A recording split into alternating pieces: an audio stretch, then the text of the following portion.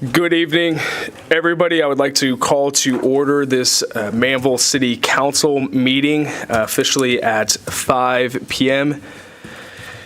We have all 7 members present tonight in the workshop here.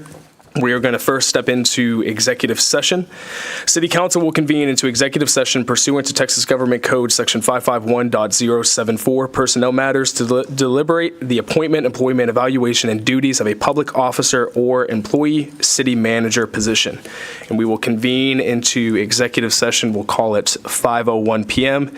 Chad, Bobby, if you guys could please join us, that would be great. Thank you.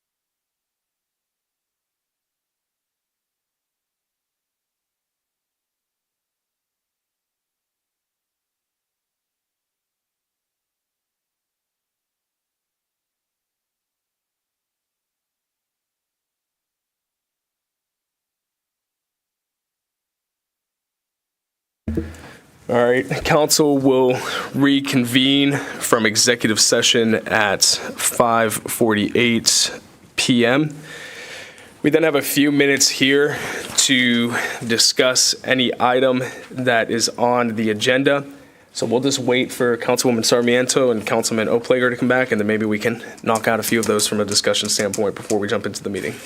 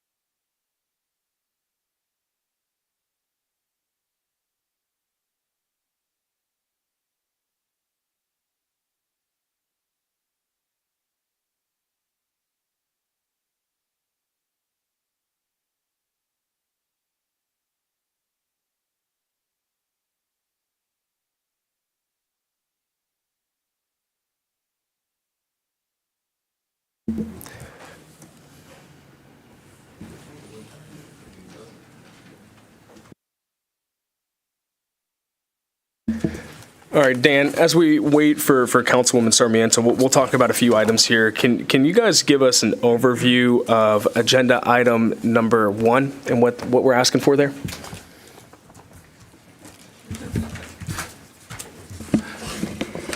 Yes, it involves your gas bill. CenterPoint Gas does have a lot of connections in the city, even though most people in the city probably do not have gas service. They do have a number of connections. And as typical, usually about every year, they try to increase the rates. This year, they're proposing a 5.8% increase in the gas bills. Because the city has an original jurisdiction, it comes to the city first to approve their rate increase. What we do not approve the rate increase, and then it gets appealed to the Railroad Commission, and it gets pretty much fought out there. But typically, we will go ahead and for the 90 days suspends their ability to increase the rates for 90 days. So it does help those citizens that have gas service. It's basically saves them from getting increased rates for 90 days. Then it goes to the Railroad Commission. We're part of a coalition that hires experts to go through their petition for the rate increase to make sure it's honest and there's not any fat in there. And that's what our consultants do in that coalition that we're part of, has been very successful about paring back those proposed rate increases. All right. Thank you, Bobby. Do you have any comments or questions from council about that item? Okay, great. Let's do agenda item number 2, which is in regards to, it looks like MUD 29. Yes, sir. Thank you, Mayor. So agenda item number 2 is it is about MUD 29, but it's actually about MUD 47. So MUD 47 is in our ETJ, just to the northwest of Manvel Town Center, southwest of MUD 29 or Rodeo Palms, and due west of MUD 29's Foxtail Palms. So Aaliyah Vinson is the MUD attorney for MUD 47, and we were talking just a while ago, and she reminded me that this has actually been in the works for almost 4 years now to try and help figure out how to get MUD 47 utilities. So this is, can I say monumental? Monumental task? Yeah, a monumental task that we have before you, and it's been, a lot of brainstorming and trying to figure out how to make things work. Originally, what we had hoped is that we would have a regional plant on the west side of 288. And it's just very difficult to make that happen. But what we do have is a sub-regional approach, I guess, if you will. So essentially what they're asking to do is use MUD 29's wastewater treatment plant and the agreement that goes along with that with the city. So MUD 29 has an agreement with the city that at the very end of their development, there will be a true up where they'll expand their plant to match our requirements. Right now, they enjoy a lower rate with TCEQ based on their discharge permit, their actual discharge. So We have worked on this quite a bit on the staff level, and we're ready to bring it to you finally and recommend approval. Their whole team is here tonight if we would need them. If not, I was sort of joking with Bobby. If you wanted to, you could put this one on the consent agenda just because we're so excited to finally have it in front of you. But happy to answer any questions about it. Sure. I just want to make sure. I live in Mud 29. Yes, sir. So do I need to recuse myself, or are we good? Well, no, you don't get your salary paid by Mud 29, and it's not going to have any bigger impact on your real estate that you own than everybody else in that generally. So, Okay. But you always say if you feel any discomfort or you think it is perceived as a bad thing, you're always welcome to recuse yourself. Okay. Thank you. Do we have any comments or questions from council about that item? Any issues with moving that to the consent agenda when we get to it? No? Okay. Is there anything that you guys would like to say about the item? We're happy to answer any questions, but we're delighted to be here and hope to see that development move forward so that we can bring more rooftops to come and shop at the HEB and the Manvel Town Center and to support your community. Awesome. Thank you for being here tonight. We got a few minutes left here. I guess let's, the last one that I think we have time for in the workshop will be agenda item number 4, which is about possible action to join the Brazoria County Hispanic Chamber of Commerce. And I think probably turn that one over to Tammy, I would assume. Sorry, I was looking for the microphone. Oh. So,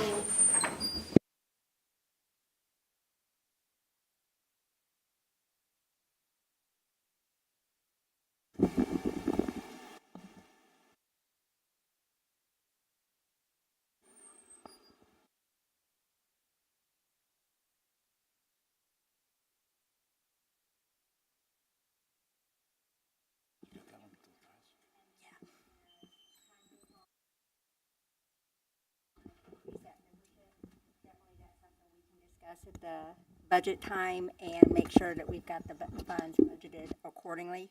If there was a different level that y'all were thinking this evening, you could give direction then, and we would have to do a budget amendment for that.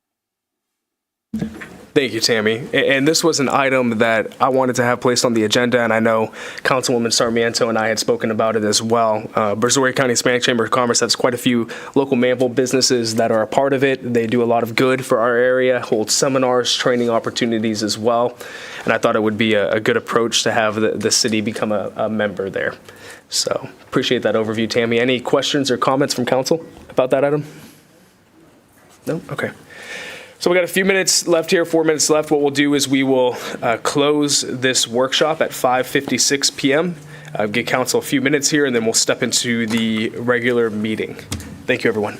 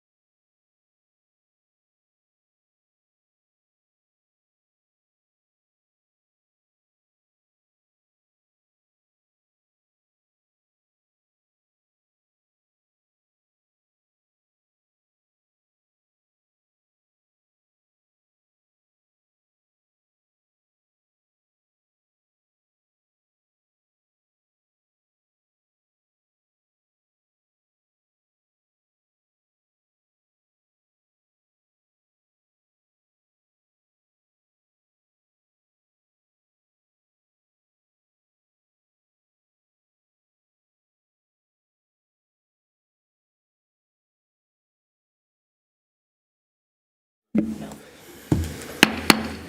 right, we will officially call this regular session for Manvel City Council to order at 6:01 p.m.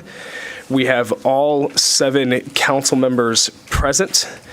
And for the invocation tonight, I felt it be appropriate for me to lead it tonight. And I want to lead us in a very simple prayer. It's the way that the Lord taught us to pray. So if you know this prayer, you're more than welcome to say it with me. So if you'll please close your eyes and bow your head. Our Father who art in heaven, hallowed be thy name. Thy kingdom come, thy will be done, on earth as it is in heaven. Give us this day our daily bread, and forgive us our trespasses, as we forgive those who trespass against us. And lead us not into temptation, but deliver us from evil. For thine is the kingdom, the power, and the glory, forever and ever. Amen. Thank you, everyone. And then Councilman Oplager, we have you as the inspirational reader tonight. Yeah. So we are ready for you to inspire us. Good evening, everybody. So for the inspirational discussion or reading tonight, it's from Lee Iacocca. And for many of us, I grew up watching him on commercials. But he says, we are continually faced by great opportunities disguised as insoluble problems. Think about that for a second. Thank you, Councilman. If you'll please join me in standing and saying the pledges.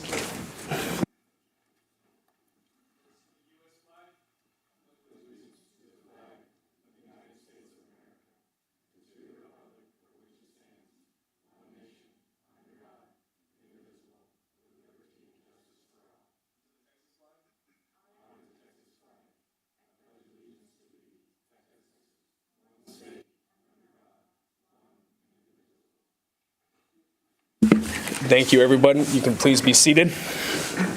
We now have a few proclamations tonight and presentations to give. The first one I'm going to do is for Municipal Court Week, and unfortunately none of our ladies were able to stay and be here tonight, so I'll read this one out. And then we have a special one for Veterans Day that, Brooke, I'll need the handheld mic for that one. So for Municipal Court Week, whereas municipal courts play a significant role in preserving public safety and promoting quality of life in Texas, and whereas more people come into contact with municipal courts than all other Texas courts combined, and public impression of the Texas judicial system is largely dependent upon the public's experience in municipal court, and whereas state law authorizes a municipality to either appoint or elect a municipal judge for a term of office, the municipal court is a state court, and its judges are members of the state judiciary.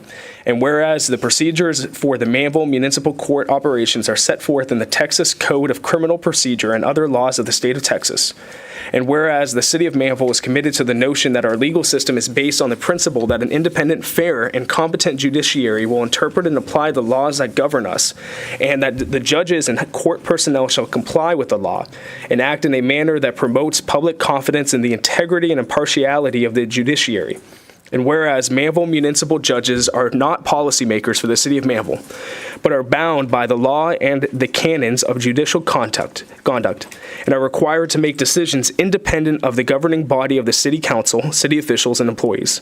Whereas the city council recognizes that the Constitution and laws of the state of Texas contain procedural safeguards in criminal cases for all defendants, including indigent defendants, and supports the Manvel Municipal Court in complying with such legal requirements. Now, therefore, I, Dan Davis, by the virtue of the authority vested in me as mayor of the city of Manvel, Texas, do hereby proclaim November 6th through 10th, 2023 as Municipal Court Week in the city of Manvel, Texas. So I just want to say thank you to everybody that is a part of the judicial system that keeps it run smoothly here in Manvel, not just our law enforcement officers and the chief, but the ladies that work behind the counter, the judges, our prosecutor. I know that they come to work every single day putting the best interest of the community first, and I appreciate their work. So now I'm going to grab the handheld microphone and come around for a special presentation here in honor of Veterans Day.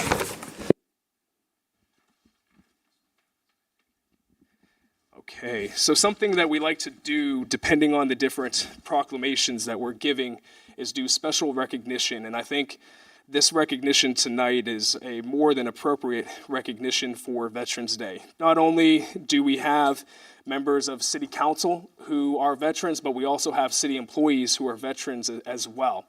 And I'm not sure if any of you in the crowd here are veterans, but what I'd like to do is for our council members who are veterans, I'd like to have you guys come forward when I call your name. And then I also want to honor and recognize our city employees who are council member. One here is in attendance. So we have Councilman Larry Acree, who was a veteran of the U.S. Navy. Larry, if you could come join me here. We have Councilman Harry Oplager, who is a veteran of the U.S. Army. We have Councilman Ed Perry, who is a veteran of the U.S. Army. And we have Councilman Jerome Hudson, who is also a veteran of the U.S. Army. And then city employee, we have Chad Dumont, who is our Human Resources Director, and he is a veteran of the U.S. Air Force. We also have some other city employees that I want to recognize. We have Jacob Bill in our police department, is U.S. Air National Guard. Justin Brown, Police Department, U.S. Army. Gene Chesson, Police Department, U.S. Army. Ryan Gunter, Police Department, U.S. Marines. Anthony Michel, Police Department, U.S. Navy. Mary Denby, Public Works, U.S. Coast Guard. John Thomas, Public Works, U.S. Army. And J.D. Fontenot, Fire Marshal's Office, U.S. Navy. And so what we actually have for you guys here tonight is we have some challenge coins that Tammy had made up for you guys just to say thank you and to express our appreciation for your service and all that you've done for our nation. And then I think with the extras we have here, we'll distribute to the rest of city staff as well, correct? And Chad has one of the most impressive collections of challenge coins that I've ever seen. If you have ever stopped into his office, you don't ever want to be called to his office, but if you ever stop by. So what we have tonight is we have this proclamation. I'm going to go ahead and read it out, and then I think Brooke's going to want to take a photo here of us. So it says, whereas, and well, let me ask this first. Is there anybody that's in attendance tonight that is a veteran as well? Richard Drake, please come forward. What branch were you a part of? Thank you, sir, for your service. Do we have any extras? No extras. Might be one. Okay, perfect. Come forward. Come forward. Yeah, we'll count them real quick here, just to see. But come join us up here, please. So the proclamation reads, whereas from its inauguration on Armistice Day, a day of peace in 1918, November 11th has long held a cherished place in the heart of every American. And whereas in 1954, President Eisenhower issued the first Veterans Day proclamation encompassing all military conflicts and acknowledging every military member who has served. And whereas since the humble beginnings of our independence, courageous Americans have stepped forward to protect this country and promote our ideals. The liberty that we as U.S. citizens enjoy comes at a price paid by these valiant military members. And whereas we recognize the sacrifice of those who have served in defense of this nation and the loved ones who stand beside them, memorializing the heroes who gave the ultimate sacrifice and all those who have not returned home. And whereas the city of Manvel has among its citizens and employees individuals who have served in the United States Armed Forces, and whereas we are reminded of our obligation to them to serve our veterans as they have gallantly served us. And as we gather here today, let us not forget that freedom is never free, and our nation and our community is ever more indebted for your courageous service. Now, therefore, I, Dan Davis, by the virtue of the authority vested in me as mayor of the city of Manvel, Texas, do hereby recognize November 11th, 2023 as Veterans Day in the city of Manvel, Texas. So if you please join me, stand up, and let's thank these men for their service. All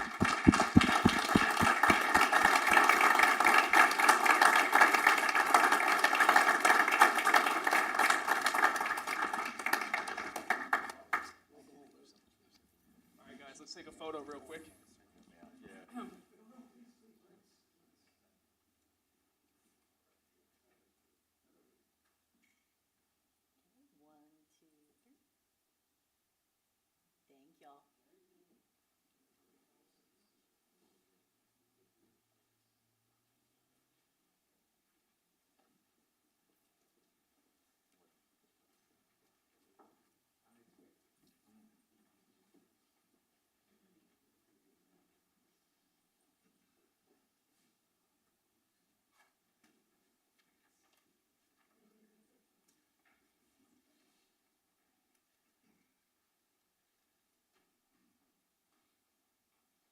Okay, so we will now go to the public comment section.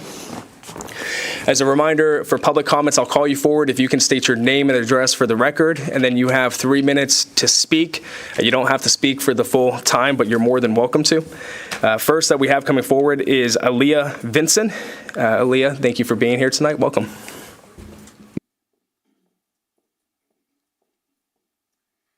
Good evening. My name's Aaliyah Vinson with the law firm Allen Boone Humphreys Robinson, and that address is 3200 Southwest Freeway, Houston, Texas, 77027. I just wanted to take a moment to introduce myself. So I'm the attorney for Brazoria County Municipal Utility District number 47. So you heard some discussion during workshop about item 2 and the request of 47 to have the city's permission to be able to obtain wastewater service from Brazoria County Municipal Utility District 29. We've been working with the city for about 4 years, collaboratively trying to find a way forward for that district to get water and wastewater services, and we continue to work with the city and are really happy to have the partnership. I wanted to introduce the developers who are here tonight just so you could know who they are and recognize their faces. So first we have Eric Ungar with Skymark. We have Mark Tyndall with KB Homes. And last, we have Alan Mueller with DR Horton. And we're really all very excited to be here tonight and delighted to be present. Thank you. Thank you, Aaliyah, for being here. Alan, did you used to work at Gromax? Yes, sir. Okay, well, it's nice to, yeah, it is nice to put a face to the name. So thank you for being here. Thank you, Aaliyah. I appreciate that. Next, we have Jason Black. Welcome, Jason. State your name and address, and you have 3 minutes.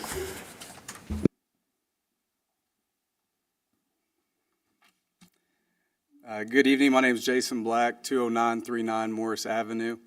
I'm here representing my business, Waste Masters of Texas. I want to speak in regards to the upcoming agenda item dealing with the franchise agreement for the city's waste contract, specifically the roll-off portion of the waste agreement. A roll-off box is a large 20, 30, 40-yard roll-off dumpster, usually for bulk waste collection by businesses that produce bulk waste as part of their regular processes, or individuals with large projects such as remodels, new constructions. The current franchise agreement restricts individuals and businesses from getting a competitive bid for roll-off services that they need, and it forces them to use one company at a predetermined price that is negotiated by our city.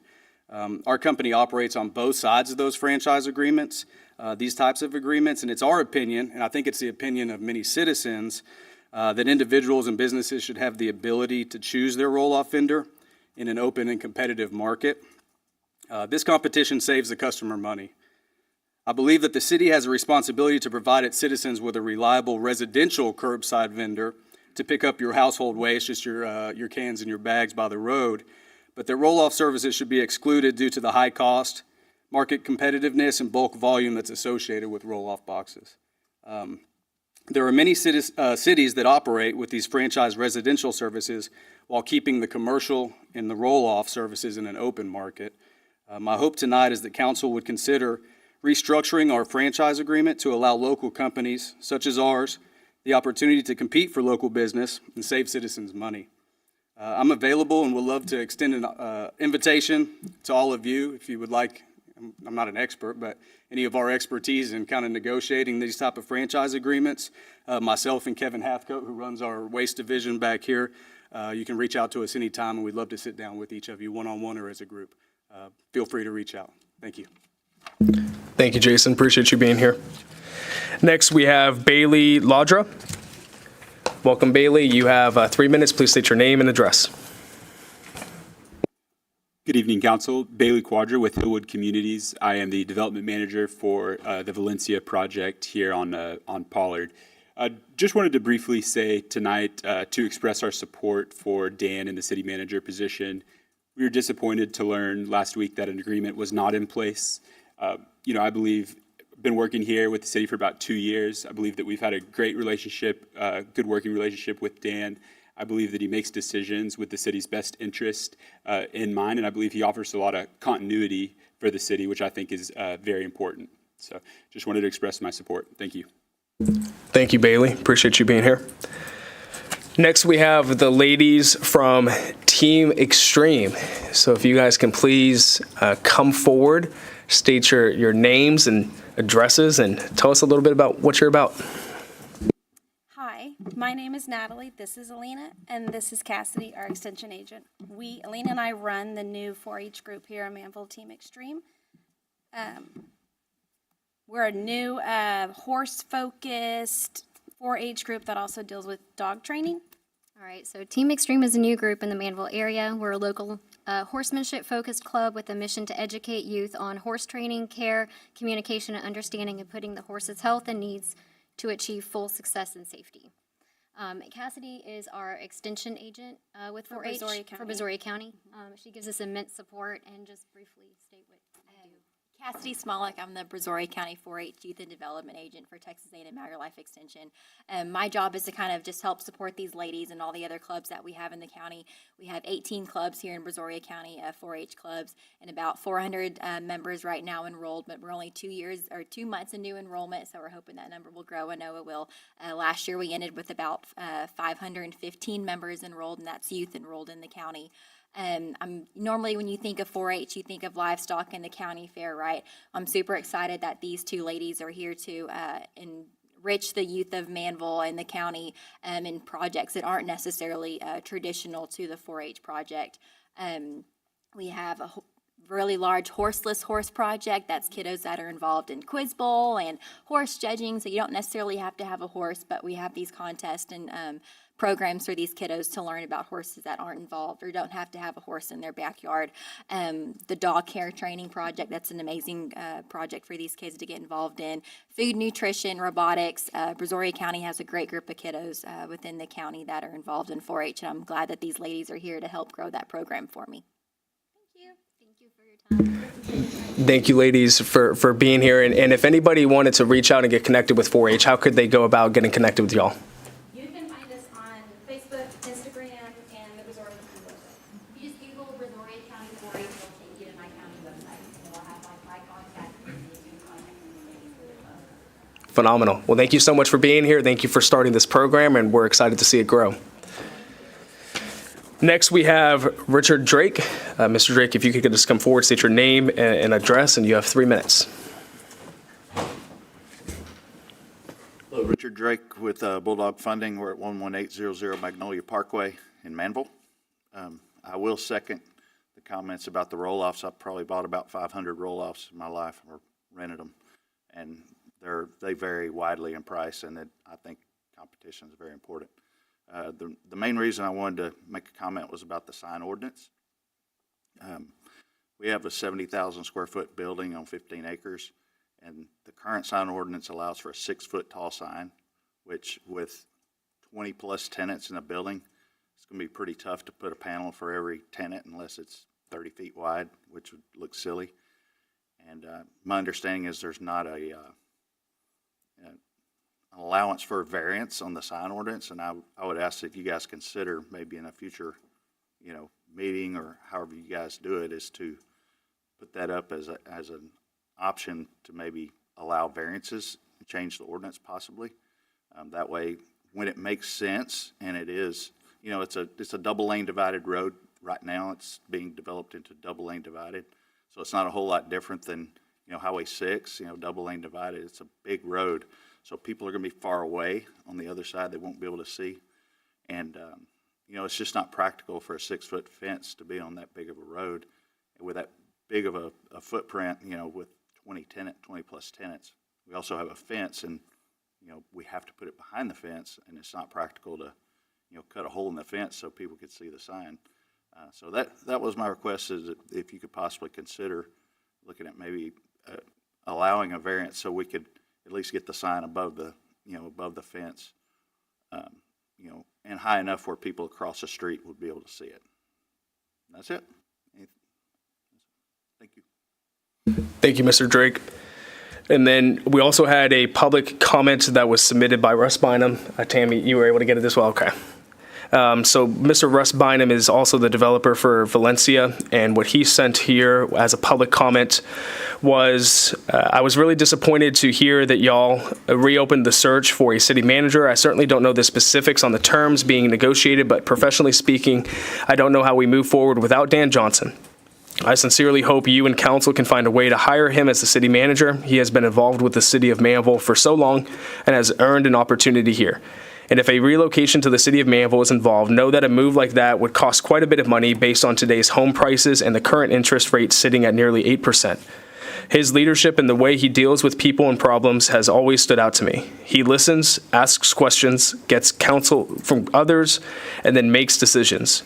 The budget was done differently this year, and I believe that the collaborative effort employed achieved a great result that allowed staff and the public to be a bigger part of it. Let me go down to the second part. Be a bigger part of it. He is the right pick for the position. I know y'all will figure it out and what's best for the city. Thank you, Russ Bynum, Hillwood General Manager, Houston. Thank you, Russ, for those comments. Do we have any more public comments, Tammy? That's it? All right.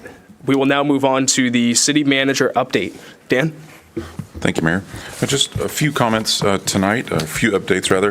The first one, probably the most exciting one, is Iowa Lane. We met last Wednesday night. You had a budget amendment that you approved, and at that time, our Public Works Director, Robbie Hall, said that the project would start within 2 weeks, and he was correct. It started today, actually, so very excited to see that project underway.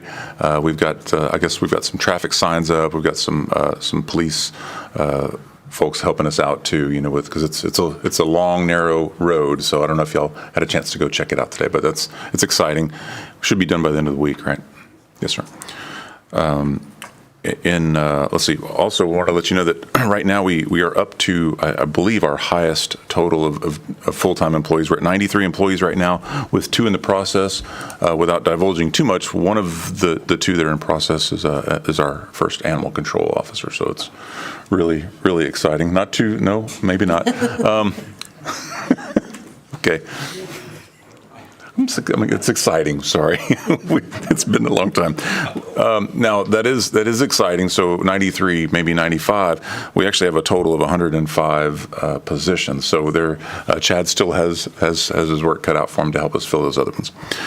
And then the final thing was, since we got to talk about Veterans Day. So Veterans Day is actually on this coming Saturday. That is a recognized city holiday. So that falls on Friday.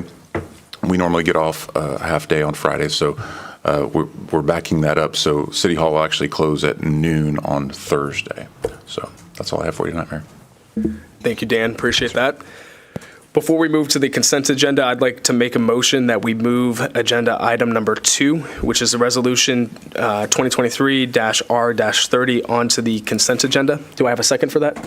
Second. All right, all those in favor? All those opposed? Motion passes unanimously, 7-0. Now, do I have any comments or questions about the consent agenda as amended? Do I have a motion to approve the consent agenda as amended? Make a motion to approve. We have a motion. Do I have a second? Second. We have a motion and a second. Larry's on fire tonight. All those in favor? All those opposed? Motion passes unanimously, 7-0. And then what I would like to do, if council will allow this, is to move up agenda item number 7, take action on that, which is consideration of possible action to direct staff on the city manager position and agreement of employment. And what I'd like to make a motion is that we reopen negotiations with Daniel J. Johnson as city manager. Do I have a second? All right, all those in favor? All those opposed? Motion passes in a 6-1 vote. And Tammy and Dan, we will work with you guys to schedule a special meeting for that. We'll have to kind of figure out some schedules here with some people taking some travel, so we'll work with you guys on that. We will now move to agenda item number 1, which is discussion and possible action to approve resolution 2023-R-29. Bobby introduced that item during our workshop. Do I have any questions or comments from council? Hearing none, I will make a motion to approve. Do I have a second? We have a motion and a second. All those in favor? All those opposed? Motion passes unanimously, 7-0. We will now move on to agenda item number 3, consideration and possible action to direct staff on the franchise agreement for the collecting, hauling, recycling, and disposal of municipal solid waste with Waste Connections of Texas, LLC. Dan? Actually, I was going to let Tammy talk about this one a little bit. Yes, sir. So we actually have Zach here this evening from Waste Connections. If y'all have any questions for him, or he's got a few things he wanted to talk about, and then the action that we're ultimately looking for is whether or not we're at the end of our time frame for the renewal of the agreement. So we just need to know if you guys are wanting the renewal to automatically renew, or if we want to sever the agreement and send notice and then start the process all over again for bidding out for companies. Good evening. This is Kyle Jacob. Kyle's my controller. Again, I'm Zach Ryan. We work right down here, down the road in Alvin. We were here a few months ago. The topic at that point was the bulk and brush discussion. I just wanted to circle back on that briefly if I could. So when we went back, tried to just figure out what the full scope of everything was, if there was a communication breakdown, how do we fix it, was it a process issue? Ultimately, what we see is it's about 3 to 5 piles that we leave down per month. Typically, it's our drivers are assessing that it violates some part of the contract, either too much width, too heavy, too large of a pile, etc. So the first thing Kyle and I did, after addressing the team and making sure that we're tagging every pile so that the resident knows who to contact, how do they get it rectified. So reiterating the importance of getting that done by my team. Kyle and I sat down. We reviewed the contract. We reviewed the website to make sure everything was congruent. And then both of us took on a more hands-on role. Anything that was escalated, any phone calls that came in, we were copied on to kind of follow the process. On several occasions, I went out myself and spoke with some customers. Anything that kind of gets elevated, we just take care of it if it gets to any of you all, just to make it easy on everyone. But in most cases, it's just an educational communication thing, and we do our best to take care of it when we can. Anything to add to the bulk discussion? Just to piggyback off what you said, we're partners in the community, right? We're right down the street. We're not owners of the business. We just are salary employees and we run the business, right? That being said, we're local and we're afforded that flexibility to be local partners. And that's just kind of what I wanted to piggyback off of is we're here and it's kind of that thing, like you said, with it escalates is we just want to take care of it, get everything taken care of. Regarding the contract specifically, so I believe January 2nd is actually the notification date. The contract states 180 days of notification, whether you want to go out to bid or not. So it's not something that has to be, however you want to do it is how you guys can do it. But that's the drop dead date for notification. To give you an idea, just to make sure everybody's on the same page about what it is that we offer the city, we're doing twice a week trash, once a week recycle, and once a month bulk and brush pickup.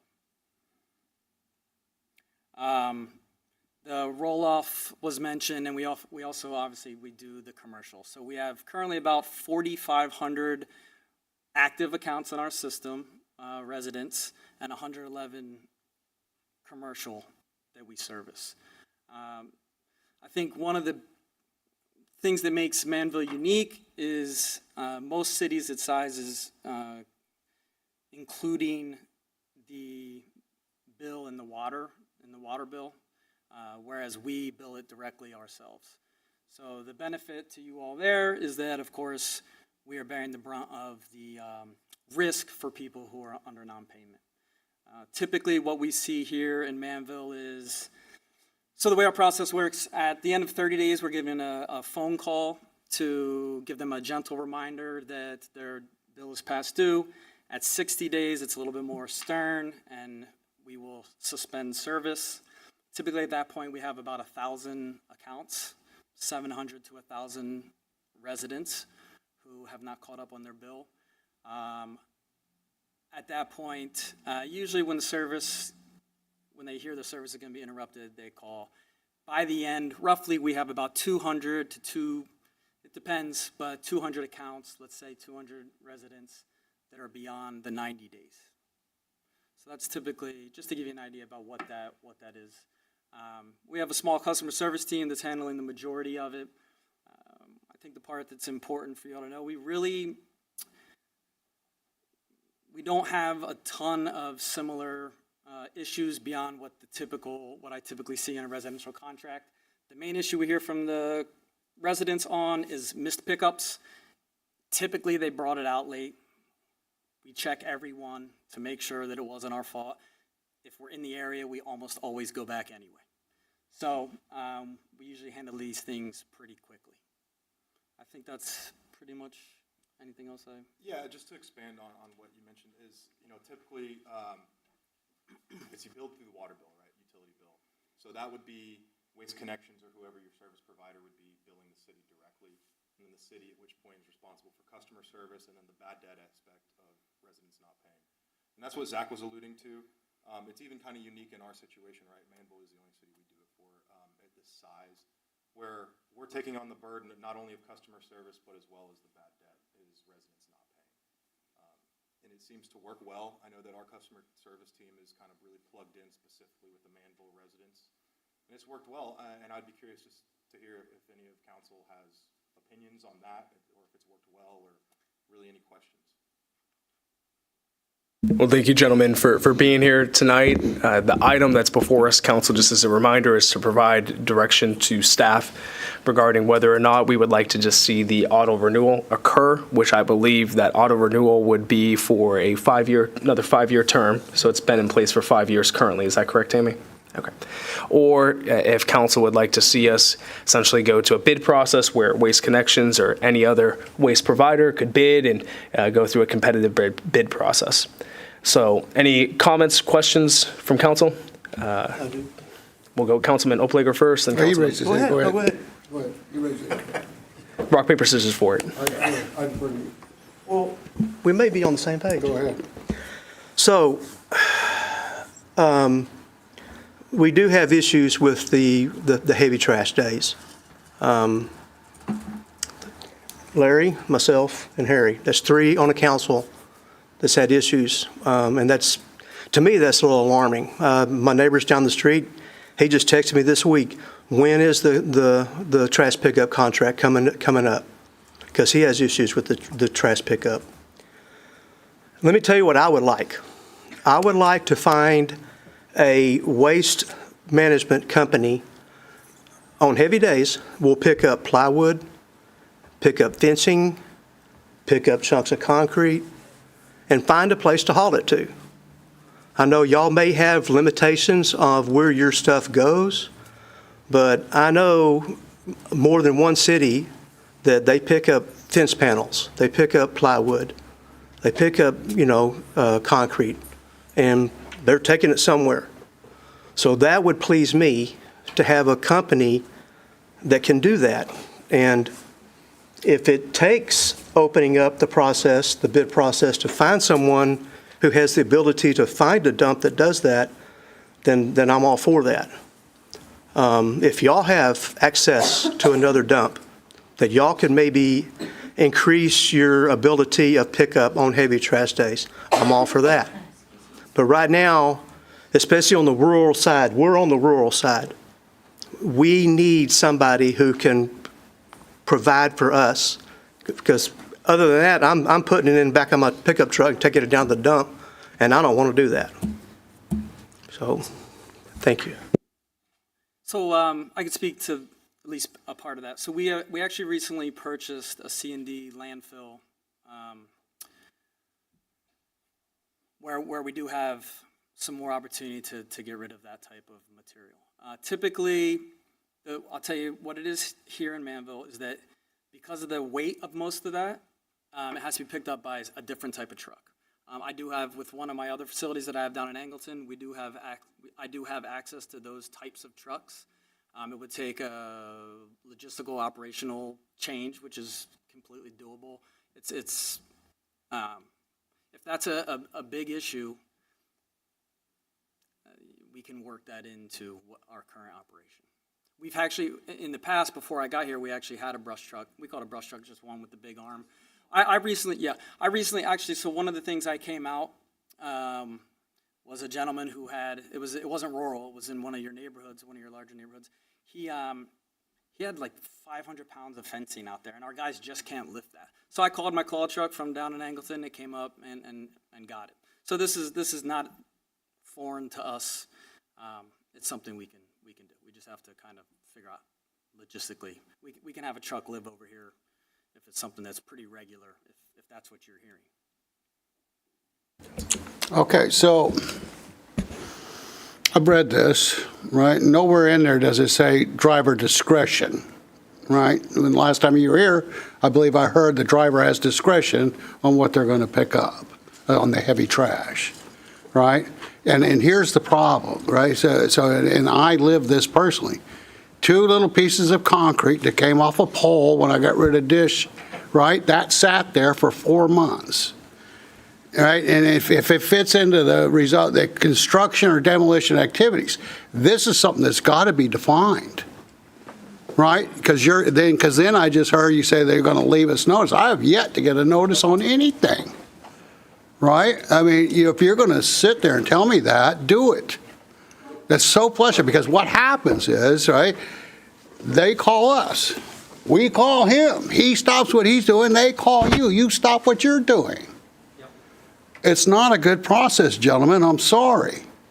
This is not, you have to define this, redefine this. You have to define bundle, right? Because if you read the bundle, right, let me see if I can find it, right? It's like, because we live, like you said, the trees, I've got 50 some odd trees on my property, right? I'm going to have a pile or two sometimes.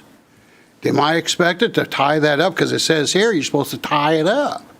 Right, and then in defining the weight, right? Here's because I said I don't know, right? Is it 50 pounds per piece that they pick up, or 50 pounds total, right? Of the package, that needs to be defined, because again, what's happening is this wheel continues over and over.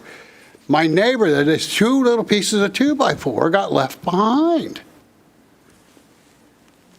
Right? That's the last thing I really want to do, is go out and put it there, stack it up nice and neat. Only have to come back out and pick it up and figure out what I'm going to do with it now.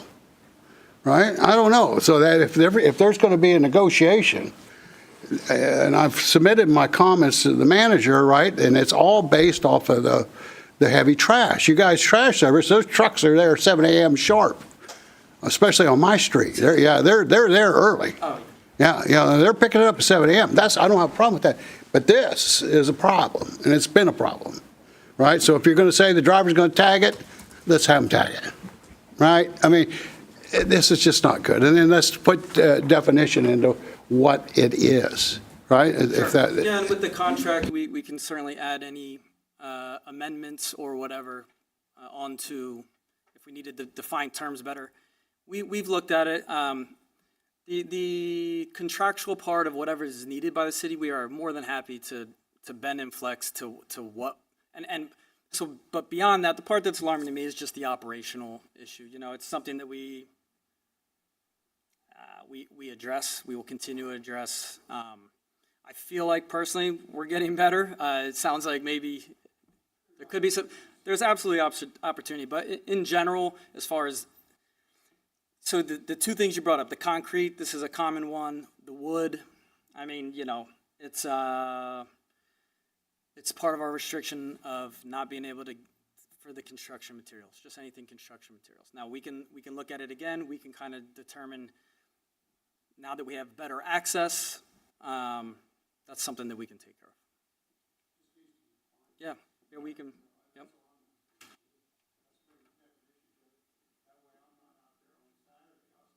No, I agree. Tuesday, I'm bringing it back into the yard. With the gentleman who brought I don't even know how he hucked it all down, but it must have been 500 pounds of fencing, and it's like, well, what are we going to do now? And he was unaware in this case that it wasn't covered, and I said, look, we can get it, but it costs us money to get a truck up here and get it. Now if it's built into the contract and we're looking at it a little differently, then It just, and have it on the webpage, so he's not being interrupted and you're not being interrupted, right? That's all. That's all I got. Thank you, Mayor. Council?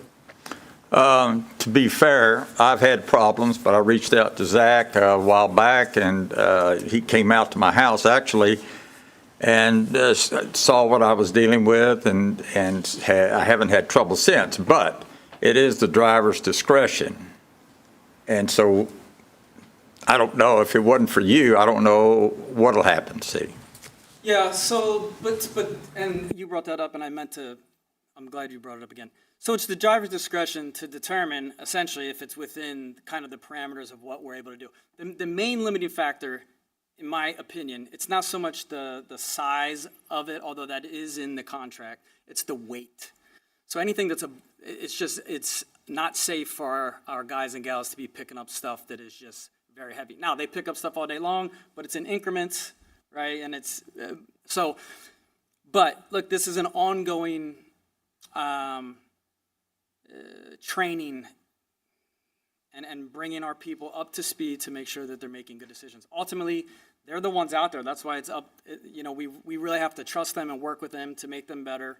And that's where we're at with it. We are in that process. Since, Kyle and I have taken over just this year, and it's a work in progress. We'll get better. We'll continue to get better. I agree with you. Maybe if I didn't get involved, maybe things would have gone different at your house. But the reality is, it wasn't just your house I've been involved with. As I said when I opened up, we've been more intimately involved with the process in total. And sometimes these things are like turning a cruise ship around when you want it to be more like a speedboat, but it can't always be that way. But we're working on our crew to make sure they're better. One of the key elements to me is the communication piece of tagging things. It drives me nuts to hear that might not be happening sometimes. At least people then know that they call us directly, and then they don't have to call anybody here. Another thing that we recently implemented was anything that we do leave down, my people have been instructed to tag it, but then now I'm requiring a photo. The photo is then sent to my dispatch. It's sent to Tammy, and then that way, if anybody does come here or calls, then or if they call us even, we have better transparency on exactly why it was left down. That's probably something that should have been happening for a while now. It's again, that's more of a communicational thing. Now, when somebody calls in, whoever gets it here is not on the defensive. They have some information to work with, and they can point them in the right direction or help them rectify it. So it's a small thing, but it's a pretty big thing that should help.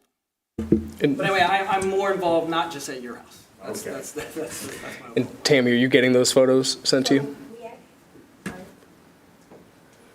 Zach and I actually just talked about that process last week, so I haven't gotten any yet. There weren't any, so I followed with my team today. I've been told that nothing was left down today. So as I said, it's usually 4 to 5 is what I'm seeing, where we're just refusing to pick it up. But they certainly could not be telling me every concrete block they see as well. So that's the crux of it. Yeah, I bet.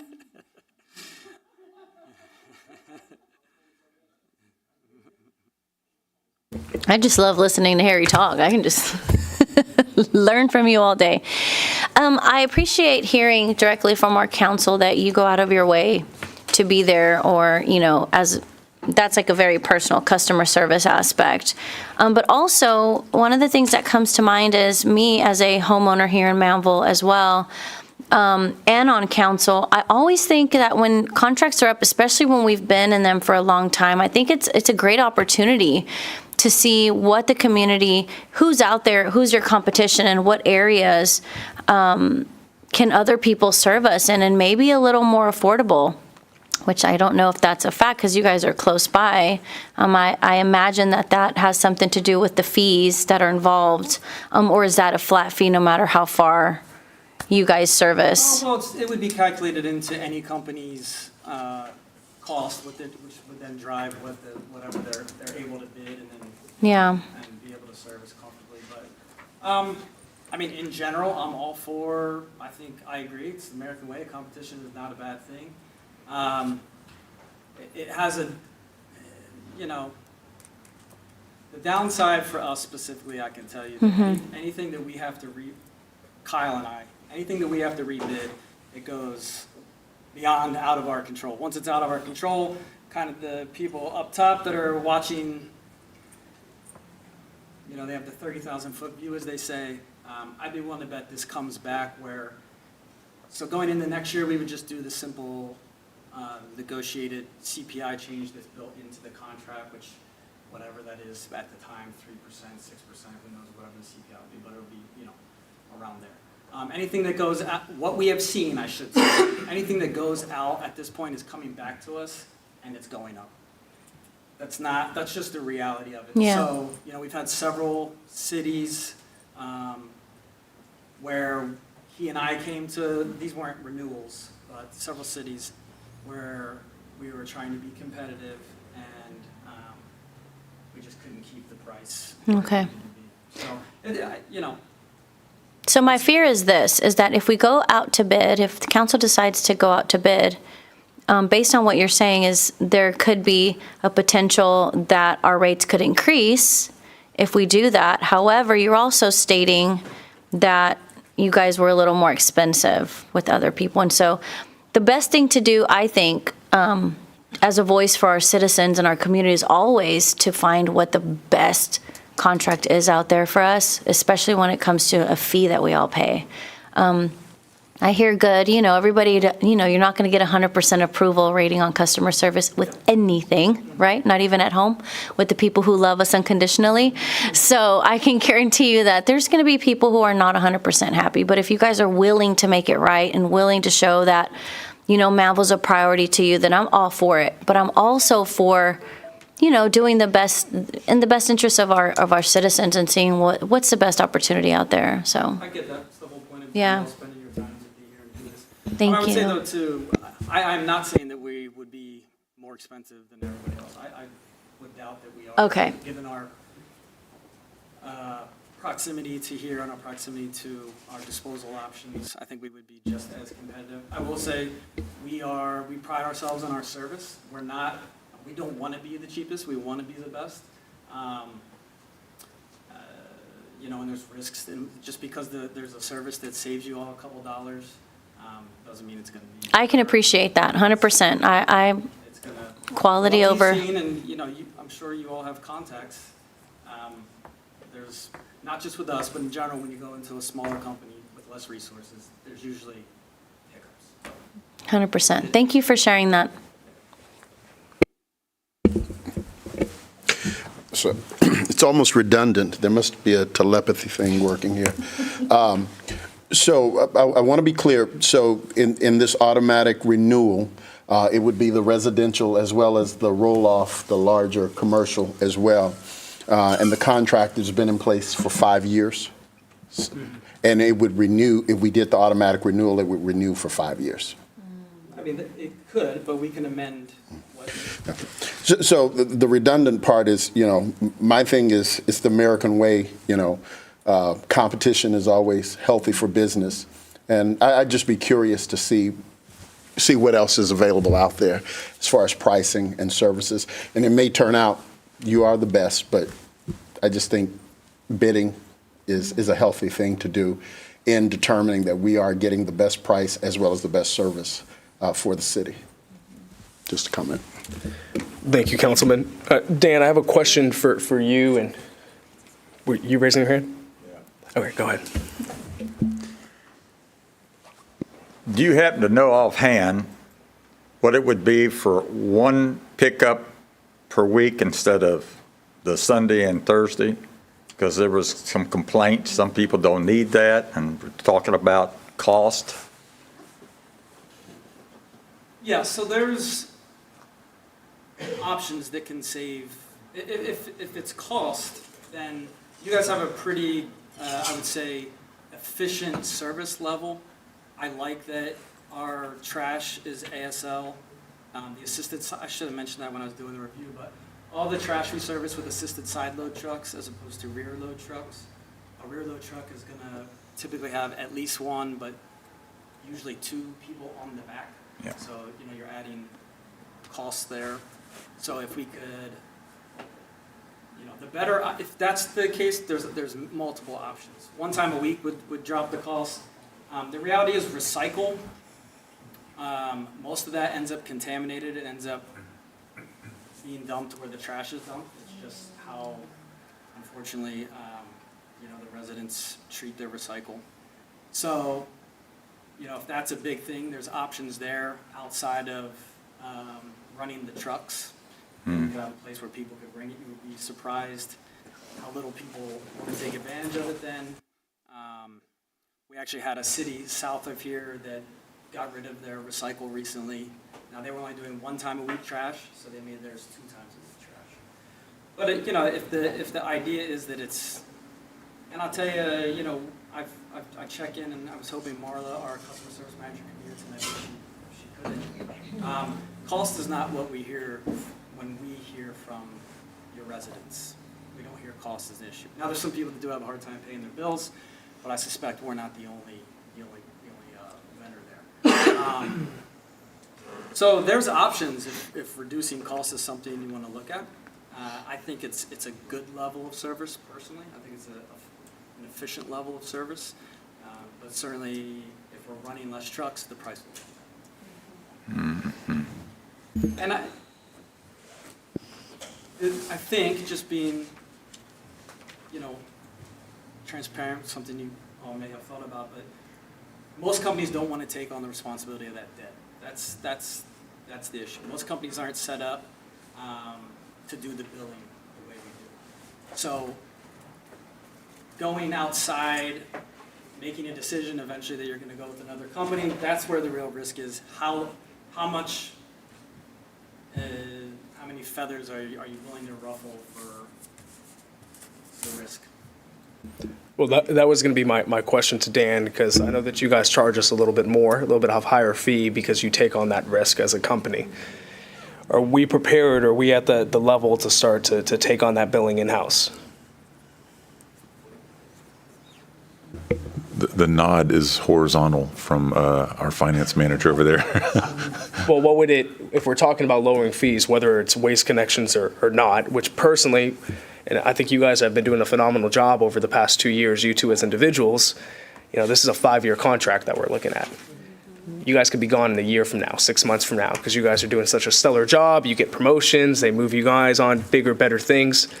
But who are we left with next? So we have to look on it and the merits of the contract itself, not the 2 individuals that are running the contract. But what would it take to get us to the point to start to handle this billing in-house? Because across the board for Waste Connections, whoever it is, that helps us drop the fee pretty significantly at that point.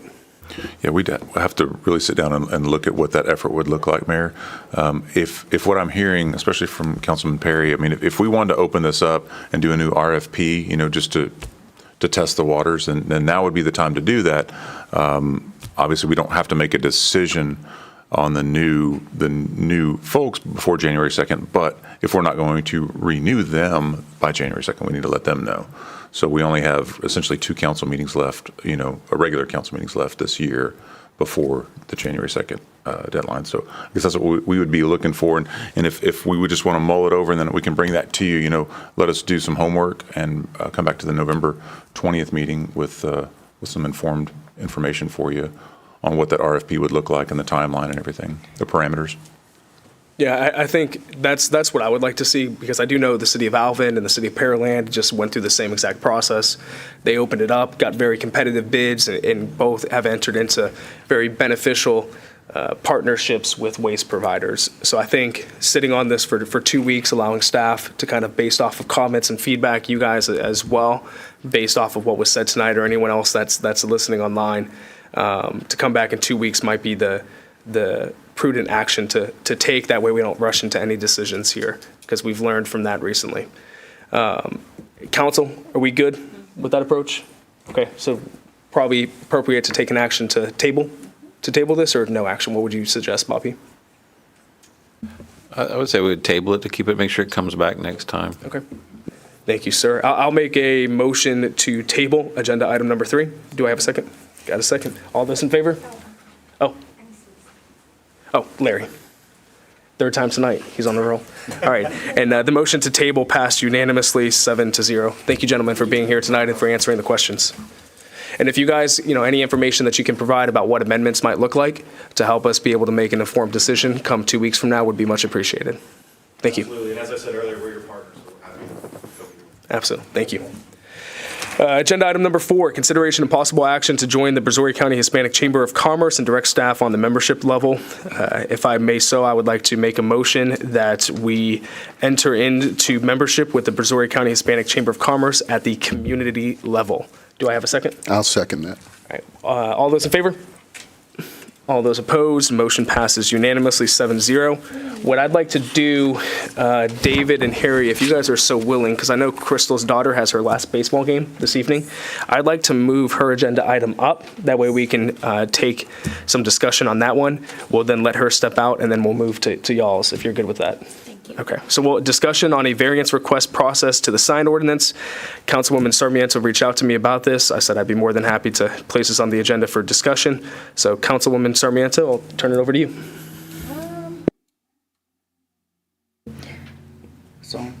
It's on, okay. So like we heard one of our citizens, Mr. Richard Drake, bring to our attention, usually when it comes to the sign ordinance, businesses, I love to see a business have a proper sign, right? That's within the ordinance. Unfortunately, we learned that this particular business, the way they're situated is that there's a fence, and please correct me if I'm wrong, I think he's out there, but there's a fence, and so according to the ordinance, Dan, you know about this, so I think that the meeting said that he would have to move his fence, basically rebuild the fence to allow for that sign to be built. And again, he stated there's 20 businesses or will be 20 businesses. So that just doesn't really, it's not going to look good and it's not feasible. And in any normal circumstance, we would have to go for variance. Well, apparently there's not a variance process when we're looking at this. And so my request is that we look at making that happen. What does it look like to add a variance in there? And so we can get the proper businesses, the proper signage that's within the boundaries of what we would like to see here in Manvel.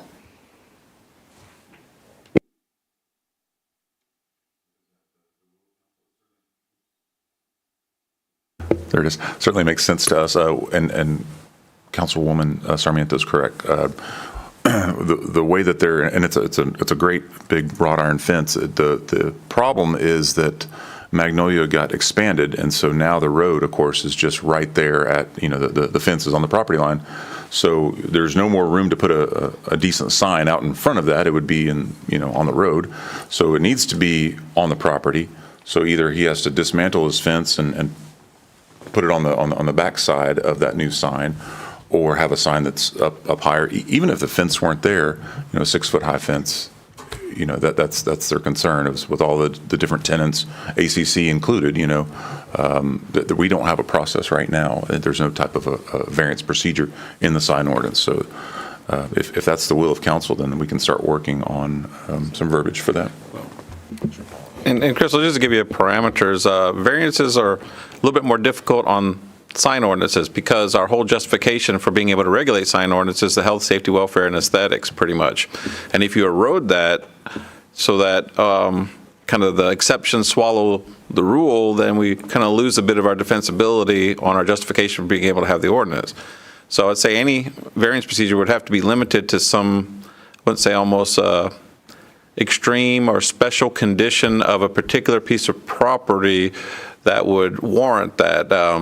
And I think we talked about that real briefly when the sign ordinance came up before, and I think I used honorays as an example when, for instance, the concrete barrier that goes across the ditch there makes it hard because it already comes up 4 foot, so to be able to do a monument sign would be difficult for him because it would be half obscured by the TxDOT concrete thing, and that's why he doesn't want to change from his pole sign, even though we had that grant program with MEDC.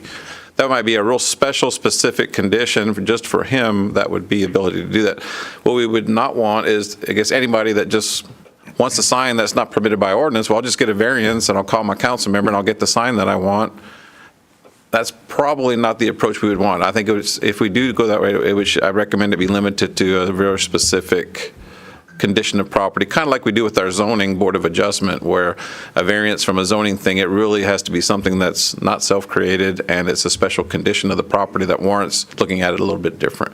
So I'd kind of like take that approach if we could. I'm sure other cities have got that and probably have the language already ready to go. But it just wouldn't be something of, well, I just want a bigger sign, so I'm going to come and file my variance. So like I said, in this particular instance, the way you described it might be a special condition that would warrant that, but we don't want to open up to anybody that just wants a sign that's bigger or different than what we allow. I don't know if that makes sense, but. Well, I mean, it kind of does when it comes down to where the ordinance is written now and what we want and what previous council allowed and didn't want. But Manvel is growing, and I agree, we don't want to just have handmade or homemade signs to de-beautify our city, but most of the developers and people who are coming in are already spending so much money, giving up so much to be able to even build here, and drainage and sidewalks and all the things that are there, that to go and for them to add it's like the bow on your business, right? You're open for business, you put a beautiful bow on it, and I understand that we don't want to just open it up to have, Well, if our signs aren't big enough in general, then we need to change the sign ordinance for everybody. If it's good enough for, if we're not doing something that is what the people want, what the businesses want, and it's still, we can still justify based on health, safety, welfare, and aesthetics, then maybe we can look at the sign ordinance again. And we already said it was probably going to look at it as a flowing document, not something chiseled in stone when the whole Free Willy thing came up, because we wanted to be able to, basically adjust to the market needs and still look at things that might, prohibit, unsightly or clutter or whatever it might be. The Vegas of Highway 6, I think somebody had said. And we'd already kind of talked with council that we wanted to make sure that we stayed on top of it. And I think that same thing can happen here. But my point is that if there's something we're just should open up to everybody, then let's open up to everybody. If it's going to be a variance procedure for a specific condition, I'd recommend that it kind of be related to a specific condition. Okay, so if I understand you correctly, is what you're saying is that we don't want to open this up for everybody, because then there's going to be signs like Vegas everywhere. So instead of opening it up for everybody, open it up for specific conditions, or if they fall within a specific parameter, right? Well, I'm saying is if you think it's good for everybody, then let's open up the ordinance and look at the size, the size, the height, all these requirements, because if we're too restrictive and people aren't being able to get their signs, and that's what the market demands, and we can still achieve our objective, then we can always look at the size and the height and all these other parameters. Okay, so but just to put it into perspective, a small business that's just one suite, it's a dental office. That's just one person. They probably will be able to put a 6-foot sign, beautiful, right in front, real crystal clear and clean. But Manvel is growing. And so when we have multi-use developments, or, like the Manvel Mansion, they're going to have many businesses inside that office building, which to my understanding, Manvel doesn't have right now, but we're going to be going in that direction. And HEB is one too, right? I mean, their signs, they were allowed to have it because they're on a freeway or a highway, and that allows them to have a specific height. Yeah, the PUDs would allow that. They specifically negotiated because of being at the cross section of the two. And that makes total sense, right? We don't want those high signs, right in our backyard. But what I'm trying to say is that I would love to see our sign ordinance revisited to make it easier for the growth that is coming, so that every time somebody does open a business, it's not this, we have to go, it's another meeting, it's another ordinance, it's another variance or process that delays it. I think that it would be a nice thing to go back and look at where are some areas where we can separate maybe size or type of tenant, the location, like you said.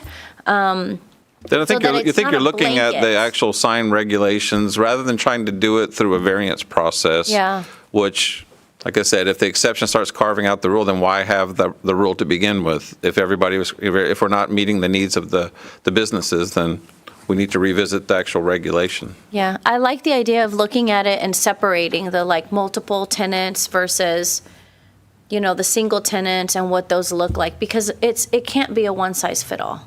It just can't. Yeah. I mean, and really Jessica's the sign official, and I mean, I'm telling you from a legal standpoint why the variance procedure to accomplish what you're trying to accomplish might not be the right thing, because of our legal justification for having the sign ordinance gets eroded every time we relax that. But as far as the regulations themselves, that discussion about multi-tenant stuff, I would turn that over to Jessica. Yeah, and Jessica, I'll let you speak here in a minute. I think, as Dan, as you always say, it's pinpointing what the issue is. Kind of where's the crux of this? And I think the crux of it is when we have multi-tenant commercial spaces, how do we accommodate those in a reasonable way? Because any variance request, which that's the right mindset, but that's staff's time, that's our times, that's the applicant's time with having to come and request a variance. So if there's a way to address it within the ordinance itself, I would be very open to that. I know Councilman Lance has something, but I want to give it over to Jessica first. But it might be prudent to maybe, Councilwoman Sarmiento, have you get with Dan and Jessica, sit down to kind of say, okay, is there something that can be crafted up from a draft standpoint to present to council, maybe work with Richard Drake just to see what that would look like. But Jessica, I think you have some comments. I like the direction of let's open the sign ordinance to see what we can do as far as a maximum height. I have concerns on this property that you're still not going to get the sign that he needs with the tenants with the height because of the fence.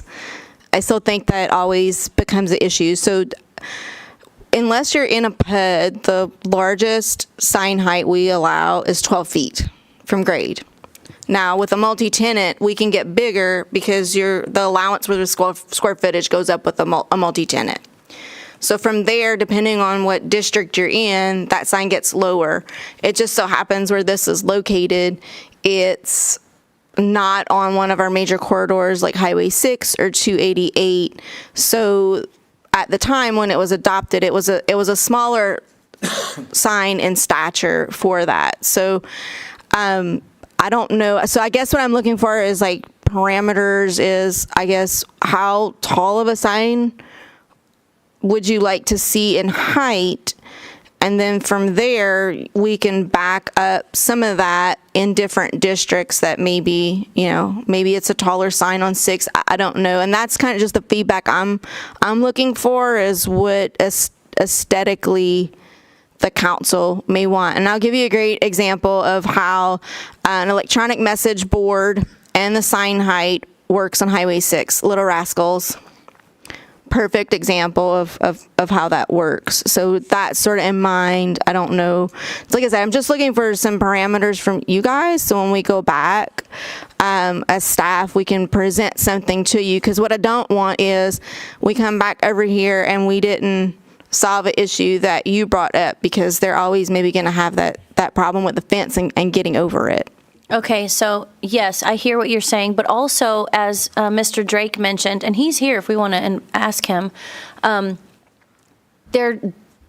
street is no longer just a two-way street. It is being built up to a 4-lane highway. The construction is going on now, and there is a huge cluster of businesses blowing up there. It's turning into almost a Highway 6. And so right now, and like you said, when it was adopted or when we started, I think we annexed that area of Manvel, it was under a special district. We probably, I don't know how this works, but we might want to revisit that because of the change that's going on over there. Let me kind of clarify. The tallest sign height we allow is 12 feet.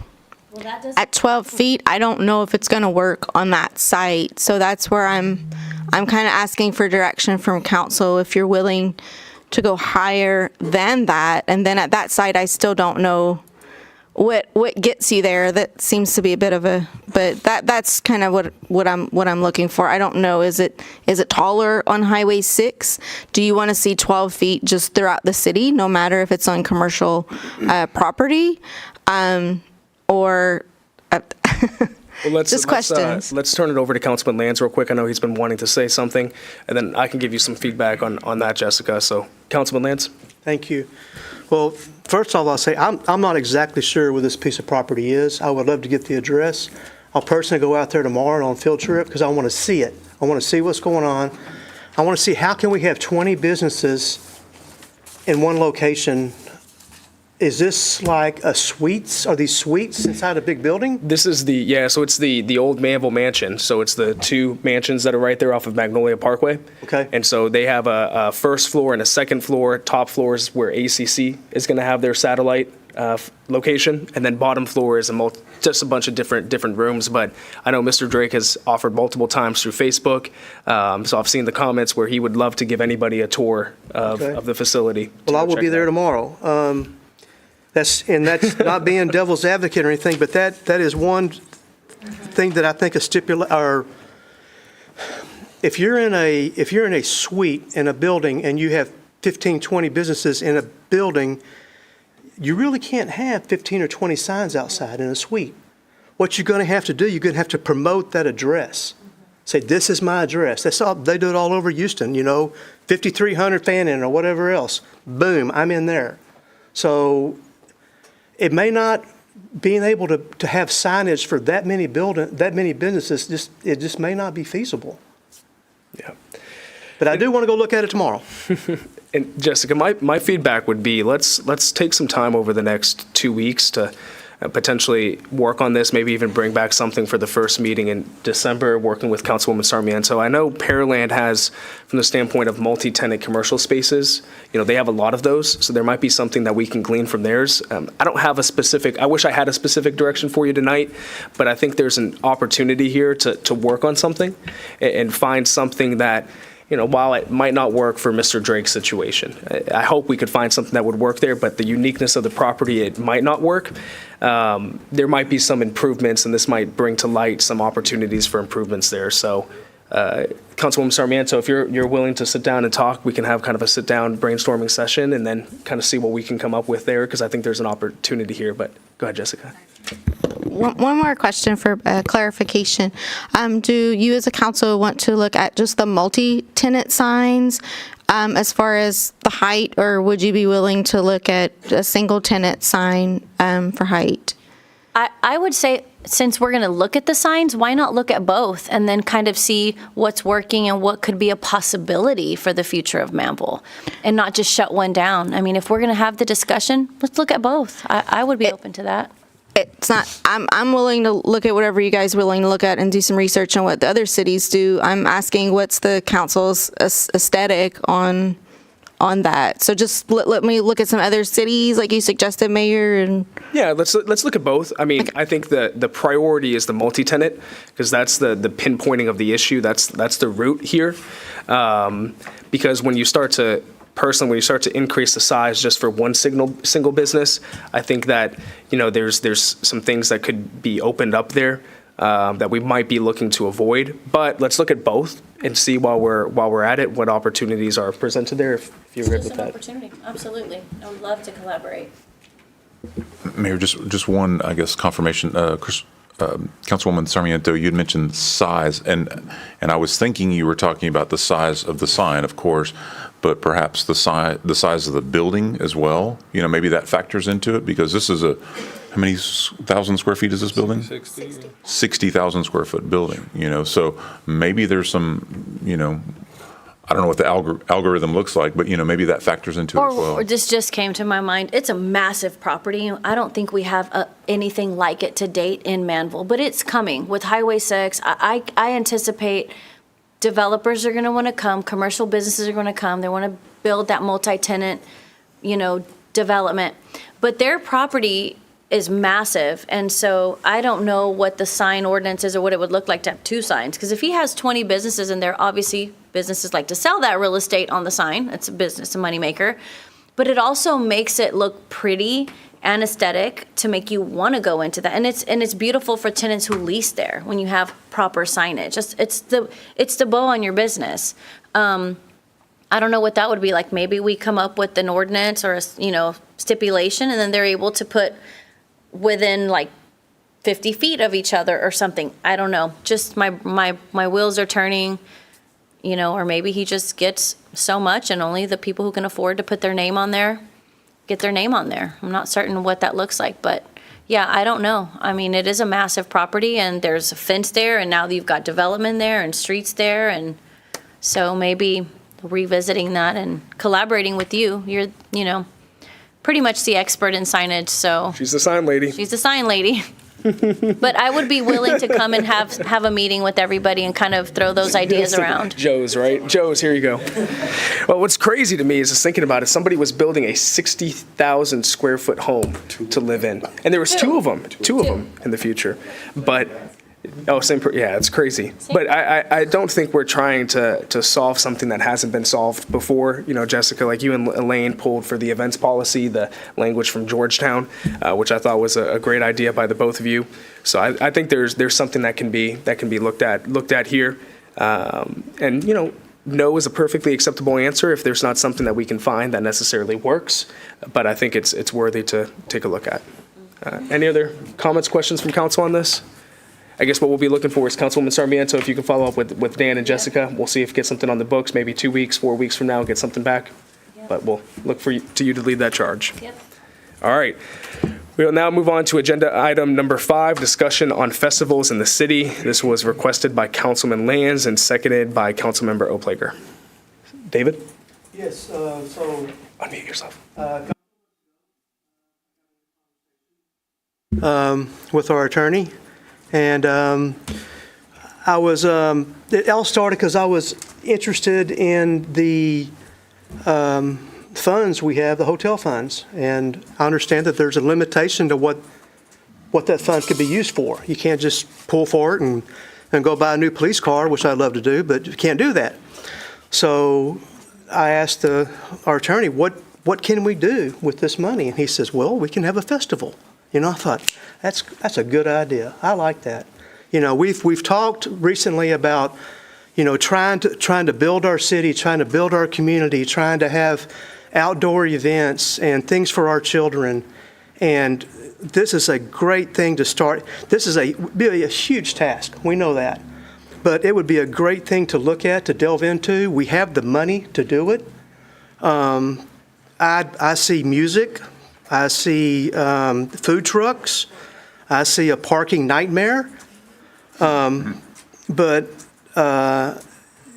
it would take a lot of work from a lot of different departments, I know, to pull this off and to orchestrate it. But I say let's do it. You know, let's sit down. Let's brainstorm on some ideas. Let's get some good bands. You know, and be it start off at a 1-day or a 2-day event. You know. And let's just get after it. Talk about it. As long as it's every music type except for 80s rock, I'm good with it. Oh. I'm kidding. Goodness. Turn your microphone off. Goodness. Well, one thing, Councilman Lands, I think, and this isn't a perfect opportunity to do a shameless plug, we have positions that are open for the events task force, and we've only had one person that has applied for that task force. So we need the community to get involved, and I would ask council, if you know of anybody specifically that would like to be involved in helping us coordinate events, please personally reach out to them and ask them to apply. Bobby, from your wealth of knowledge in the world of music and festivals, what would you say would be a good starting point to explore something like this? Because I would hate to ask our staff, city staff, to try to start coordinating this on top of everything else that you have. So do you look to hire somebody from the outside coming in? Do you form a committee of citizens? What would that look like? I've actually done this whole process in Texas City from start to finish with the idea. There was a blues artist named Charles Brown. From Texas City. He was a piano blues person from the 40s and wrote Merry Christmas Baby, which you hear every Christmas season. You probably don't know that this was the guy from Texas City. There was nothing in town to celebrate him, so we got a bronze bust of him put in the convention center and started the Charles Brown Blues Concert. There's a big poster in my office, and that was from that inaugural thing, which took the hotel motel tax. It took a committee. There were some local people in Texas City that thought about this, had the same idea. This would be great. It's a really good thing to build community. And a lot of citizens really feel one of the best functions a city can provide is free stuff to do with their kids and free program like that. And it puts you on the map. You know, every city's got their own festival, whether it's the Mosquito Festival, the Fig Festival. You know, there's some topic or there's something there that you can do. People look forward to it year round. It creates the community, and it's just, there are really no negatives I've ever found with that. As long as you can fund it and have a place to have it. Texas City just used I guess a blanket field. They had everybody bring in the PA, the stage, the concessions were all set up. And this was all done over about a year's worth of planning. We got, basically some name acts. And after that, they ended up doing a summer Thursday night band program. They had a little bitty pavilion. And they ended up doing just local bands, really cheap. But again, people would come out with their blanket and their ice chest and their kids and have a great time. So I think it was really beneficial. It took some doing. We have the 160 acres or something place that's big enough where you bring it all in, and Lamarck still does this. They bring in everything. The vendors, the stage, the marquees, the power, the generators, it's all self-contained, and next week after it's gone and it's back to being an open field. But I'd be happy to help in any way. Count me as one of the people on the committee or helping the committee. And Parks and Rec Department at some point I think is going to be something essential. And I think the people really feel like being in a city means that you have parks and you have rec programs and you have festivals and you have the little stuff. And so anything else I can impart, let me know. Well, maybe we can have our own City of Manvel band that performs at it. We could have Ed on vocals, Ed with the golden vocals from God, and then we can have Dan on the drums. Maybe Crystal can sing too. Yeah, Crystal as well. Yes, in Spanish too for us. Come on, we're gonna do it. We're gonna do it. Yes, please. So as corny as it may sound, and I know I'm not the only one, since the chief crop in the 1800s and early 1900s were strawberries in Manvel, and they're good. They're good for heart health. So want to be the loving city. I mean, can we find some kind of theme, branding that we could? Absolutely, or it could just be like a music thing. It could be a music festival, a blues festival. It doesn't necessarily need to be on a food item. There's a lot of different festivals that come up, and it just needs to put us on the map and have our branding and our name on it. I want people from out of town to come in and spend their money here and stay in the hotels and put heads in beds and get us known for this festival. Right. So, Councilman Lance, I think maybe you and Bobby have some conversations that need to be had, and then we look forward to seeing what you guys can come and just let us know what you need from council or from staff and from the community, and we can start to organize. Speaking of festivals, we do have something that we'll be announcing in the very near future regarding Christmas time. We're not quite ready to announce it yet, but very, very exciting there. But, Councilman Lance, if you're willing to kind of take the lead here, talk with Bobby and see what you guys come up with, that'd be great. Absolutely. Councilman Oplake, or anything that you'd like to add? Councilwoman Sarmiento loves to hear you talk, so. It's time for a festival. Hear, hear, hear, hear. All right. So we'll move on from that now to mayor and council comments. I do have a few. I was going to say these last Wednesday, but I'm in a better mood tonight, so I'll do these tonight. I do want to thank all of staff's efforts, specifically Joe. I know he's not here for the work on HEB. I know it was a lot of long hours, and I know Joe specifically, there were some challenges that came up on a Friday afternoon. He was already out doing personal errands, and he came back, got back in uniform, went on site, and worked with HEB on some items. But not just Joe. There was a lot of effort that was involved across the board, and I just wanted to thank council, thank staff, thank the community's work on that. The municipal court held their trunk or treat event. I believe that was last week. Was it last week or the week prior? I guess it was the week prior to that. Yeah, oh yeah, wow, it's flown by. And they just, every year, it's grown and grown. They had inflatables, they had, I think, over 20 different participants, and just want to thank everybody's efforts for that. I want to say congratulations to the Manvel Police Department being bowling champs. So they had a team that got first place at a recent, second place? Oh, 2 years in a row. 2 years in a row. So we've got some great bowlers here. Next week on Tuesday, we have the City of Manvel State of the City. So we'd love to see all of council there and also our city employees. While Manvel did not have the best of football seasons, Iowa Colony officially had an undefeated season. They went 10-0 in their second year of varsity football, beating Needville with an interception to seal the deal at the last minute. So congratulations. We have Manvel resident Coach Garza, that is their head football coach, and we have a lot of Manvel residents that actually go to Iowa Colony High School. So that's all I have for congratulations. One question, Dan, would be if we can have IT work on these computers not going to sleep as quickly, because when they go to sleep, it's kind of a pain to get them to turn back on. So just 3 hours. I don't even know if that You set yours? You figured it out? I couldn't figure it out. Look at you, he's a little techie there. I like this. All right, Steve Jobs. But that's all I have. Any other comments, questions from council? Sir. Oh, yeah, go ahead, please. Yeah. So I just want to say, this Saturday at our house, we have our annual historic tree event of the trees that were planted on the first Armistice Day. And there will be 104 years old this Veterans Day. And this will be our 5th annual event. This one we're kind of doing a little bit bigger than the ones in the past. We will have a bouncy house for the kids. Honorees will be providing, it's free food to the public, but we'll have catfish and shrimp and let's see, and I will be having, would be a drawing for, we're going to give away 5 oak trees as in conjunction with our 5th anniversary of the tree event. So there'll be a drawing. The drawing is probably going to be looking at about 2:30 for the drawing. The event's going to be like 11 to 3. So all is invited.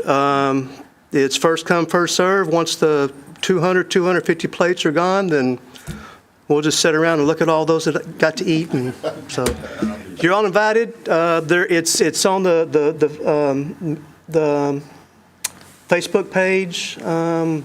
Garrett Rossi has posted it several times for us. So feel free to come. Love to have you guys. The only requirement is that before you get free food, you have to hug one of the trees. Is that correct? You doing that this year? No, not this year. You can hug a tree if you want. All right, I will make a motion to adjourn. Do I have a second? I second. All right, all those in favor? All those opposed? Motion passes unanimously 7-0. Good